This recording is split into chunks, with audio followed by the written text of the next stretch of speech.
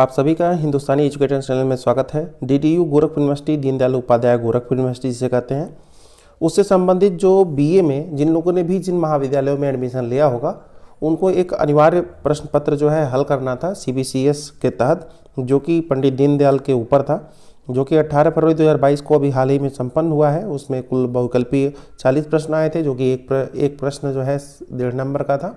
तो ऐसे कुल 60 अंक के जो प्रश्न पत्र हैं उसका संपूर्ण हल इस वीडियो में आपको देखने को मिलेगा। आप लोग अपने अपने पेपर से मैच कर लीजिए कि आपके कितने सही हैं।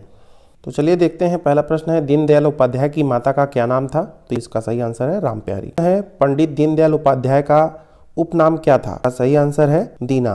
दीनदयाल उपाध्याय की मृत्यु निम्नलिखित में से किस स्थान पर हुई? तो इसका सही आंसर है मुगलसराय। तो मुगलसराय आपको पता भी होगा कि मुगलसराय का नाम, रेलवे स्टेशन का नाम बदल भी दिया गया और पंडित दीनदयाल उपाध्याय रख दिया गया। अगला प्रश्न है, राष्ट्र धर्म किस तरह की पत्रिका थी? तो इसका सही आंसर है मासिक। अगला प्रश्न है, पांचजन्य एक पत्रिका थी? तो इसका सही उत्तर है साप्ताहिक। अगला प्रश्न है, पंडित दीनदयाल अखिल भारतीय जनसंघ के महामंत्री कब बने? तो इसका सही आंसर है 1952। दीनदयाल उपाध्याय के अनुसार व्यक्ति की न्यूनतम आवश्यकताओं में से निम्नलिखित में से क्या सम्मिलित नहीं था? यही उत्तर है सरकारी नौकरी, क्योंकि आपको पता भी होगा रोटी कपड़ा मकान बहुत ही जरूरत वाली चीजें होती हैं।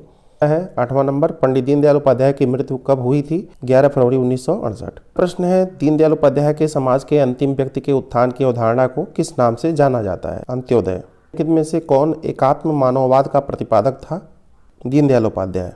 कौन दीनदयाल उपाध्याय का पिता था? मतलब उनके पिता का नाम भगवती प्रसाद उपाध्याय था। अगला प्रश्न है, दीनदयाल उपाध्याय का जन्म किस जिले में हुआ था? तो मैक्सिमम लोगों को पता भी होगा मथुरा में हुआ था। इसका ही आंसर है मथुरा।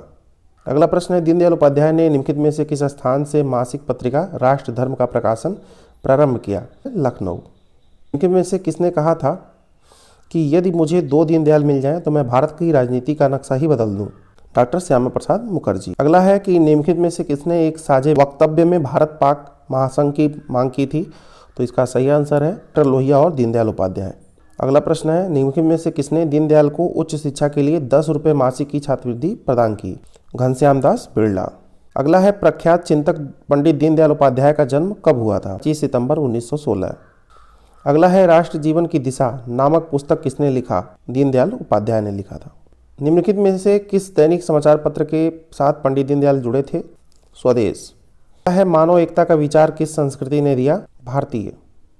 अंत्योदय का विचार संबंधित है, मतलब अंत्योदय योजना आपने सुना भी होगा। अंत्योदय योजना चलती है पंडित दीनदयाल उपाध्याय का अंत्योदय योजना। स्वाधीनता तभी सार्थक हो सकती है जब हमारे निम्नलिखित में से किस व्यक्ति का साधन बने? संस्कृति। है, राष्ट्र धर्म प्रकाशन लिमिटेड कब स्थापित हुआ? तो इसका सही आंसर है 1947। अगला है, पंडित दीनदयाल उपाध्याय के संदर्भ में निम्नलिखित में से कौन सा कथन सत्य है? तो इसका सही आंसर हो गया 1 एवं 2 दोनों। अगला है, अखिल भारतीय जनसंघ का संस्थापक कौन था? डॉक्टर श्यामा प्रसाद मुखर्जी। जन्य का प्रथम अंक कब प्रकाशित हुआ? इसका सही आंसर है 14 जनवरी 1948 को। पंचजन्य का प्रथम संपादक कौन था? अटल बिहारी वाजपेयी जी। निम्नलिखित में से कौन राष्ट्र धर्म का संपादक था? अटल बिहारी वाजपेयी जी। अगला है, दीनदयाल की औद्योगिक नीति से संबंधित अवधारणा में निम्नलिखित में से कौन सा तत्व सम्मिलित नहीं था? आंसर हो जाएगा संबंध। अगला है, दीनदयाल की आर्थिक विचारधारा के संदर्भ में निम्नलिखित में से कौन सा कथन सत्य है? सही हो जाएगा यहाँ पे 1 और 2 दोनों। अगला है, शरीर, मन, बुद्धि और आत्मा कैसी होनी चाहिए? सुसंस्कृत होनी चाहिए। अगला है, दीनदयाल के अनुसार औद्योगिक नीति पर विचार करते समय कितने बिंदुओं पर ध्यान देना चाहिए? 4। अगला है, किसने कहा आर्थिक व राजनीतिक सत्ता का विकेंद्रीकरण हमारा मुख्य सिद्धांत है? दीनदयाल। है, दीनदयाल उपाध्याय ने किस उद्योग को बढ़ावा दिया? कुटीर उद्योग। अगला है, दीनदयाल उपाध्याय का अनमोल विचार था हमारी राष्ट्रीयता का आधार भारत माता है। अगला है, जनसंघ सिद्धांत और नीति का लेखक कौन है? सही आंसर है पंडित दीनदयाल उपाध्याय। धर्म, अर्थ, काम और मोक्ष किससे प्राप्त होता है? एकात्मवाद। अगला है, निम्नलिखित में से कौन सम्राट चंद्रगुप्त का लेखक था? महात्मा गांधी, विवेकानंद, दीनदयाल उपाध्याय, कोई नहीं। इसका सही आंसर है दीनदयाल उपाध्याय। लास्ट आखिरी क्वेश्चन है 40 नंबर, जगत गुरु शंकराचार्य किसकी रचना है? विवेकानंद, महात्मा गांधी, कबीर की दीनदयाल उपाध्याय? तो इसका सही आंसर है पंडित दीनदयाल उपाध्याय। तो इस तरह से 40 प्रश्न समाप्त होते हैं और आशा है आपके ज़्यादा से ज़्यादा सही होंगे। अगर आपको कोई कन्फ्यूजन हो कमेंट बॉक्स में लिख दीजिएगा। अभी के लिए बस इतना ही, धन्यवाद।